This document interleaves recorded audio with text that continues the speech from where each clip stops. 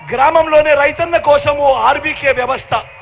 నేను అడుగుతా ఉన్నా, ఇన్నిన్ని మార్పులు గ్రామ స్థాయిలో రైతన్న కోసం గతంలో ఎప్పుడైనా జరిగాయా అని అడుగుతా ఉన్నాను. మీ బిడ్డ జరిగాయా అన్నా? జరిగాయా తమ్ముడు? అక్క జరిగాయా? చెల్లెమ్మ జరిగాయా?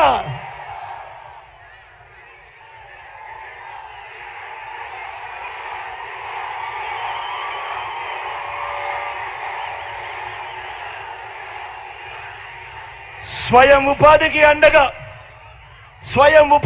అండగా ఎప్పుడు జరగని విధంగా మొట్టమొదటిసారిగా ఆటోలు నడుపుకుంటా ఉన్న నా అన్నదమ్ములు, టాక్సీలు నడుపుకుంటా ఉన్న మా అన్నదమ్ములు, వాళ్ళ కాళ్ళ మీద వాళ్ళు నిలబడుతూ సొంతంగా ఆటోలు, సొంతంగా టాక్సీలు నడుపుకుంటా ఉన్న వీళ్ళందరికీ వాహన మిత్ర. మొట్టమొదటిసారిగా నేతన్నలకు నేతన్న నేస్తం. మొట్టమొదటిసారిగా మత్స్యకారులకు ఓ మత్స్యకార భరోసా. మొట్టమొదటిసారిగా ఫుట్పాత్ల మీద మీరంతా చూస్తూ ఉన్నారు, కళ్ళ ఎదుటే కనిపిస్తూ ఉన్నారు.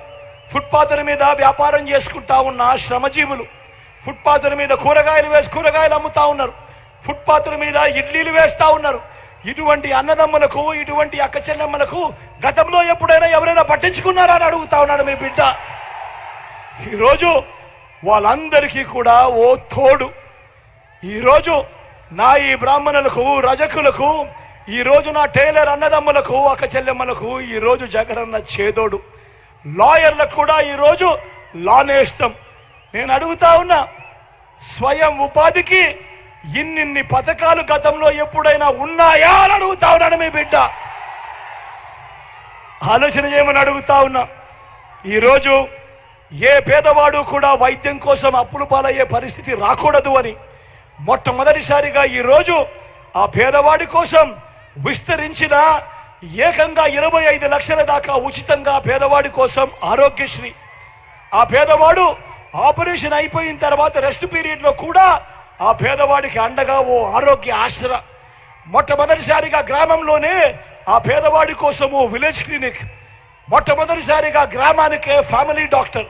మొట్టమొదటిసారిగా ఇంటికి వచ్చి తలుపు తట్టి ఈరోజు మీకు టెస్టులు చేయిస్తూ, మందులిస్తూ ఈరోజు ఓ ఆరోగ్య సురక్ష అనే కార్యక్రమం.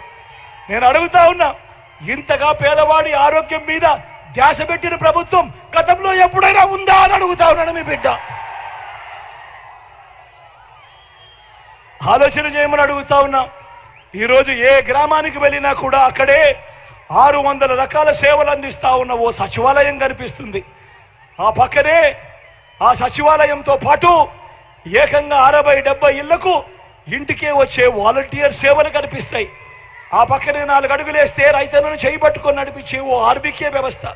మరో 4 అడుగులు అటువైపున వేస్తే గ్రామంలోనే విలేజ్ క్లినిక్.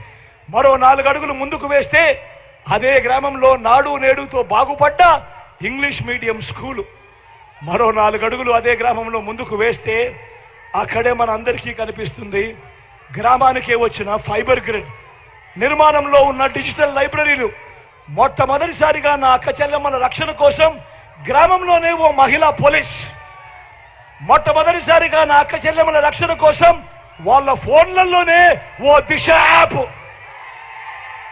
నా అక్క చెల్లెమ్మలకు ఏ ఆపద వచ్చినా కూడా ఆ అక్క చెల్లెమ్మల ఆ దిశ యాప్లో SOS బటన్ నొక్కినా లేదా ఆపదలో ఉన్నప్పుడు 5 సార్లు ఇలా షేక్ చేసినా కానీ 10 నిమిషాల్లోనే పోలీస్ సోదరుడు అక్కడికి వచ్చి చెల్లెమ్మ ఏమైంది అని అడుగుతా ఉన్నాడు. ఈరోజు నేను అడుగుతా ఉన్నా, మరి ఇన్నిన్ని మార్పులు, లంచాలు వివక్ష లేకుండా, మీకు లంచాలు వివక్ష లేకుండా జరిగే పాలన, ఇంటికే వచ్చే పథకాలు, ఇంటికే వచ్చే రేషన్, ఇంటికే వచ్చే పెన్షన్, ఇవన్నీ గతంలో ఎప్పుడైనా జరిగాయా అని అడుగుతా ఉన్నాను మీ బిడ్డ.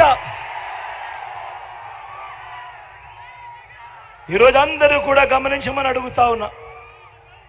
చంద్రబాబు చేస్తా ఉన్న కుట్రలు ఎలా ఉన్నాయి, చంద్రబాబు చేస్తా ఉన్న కుట్రలు ఎలా ఉన్నాయి ఒక్కసారి గమనించమని అడుగుతా ఉన్నా. ఈరోజు రాష్ట్రంలో 2 సిద్ధాంతాల మధ్య యుద్ధం జరుగుతూ ఉంది. ఈరోజు ఇక్కడ రాష్ట్రంలో జరుగుతూ ఉన్నది కులాల మధ్య యుద్ధం కాదు.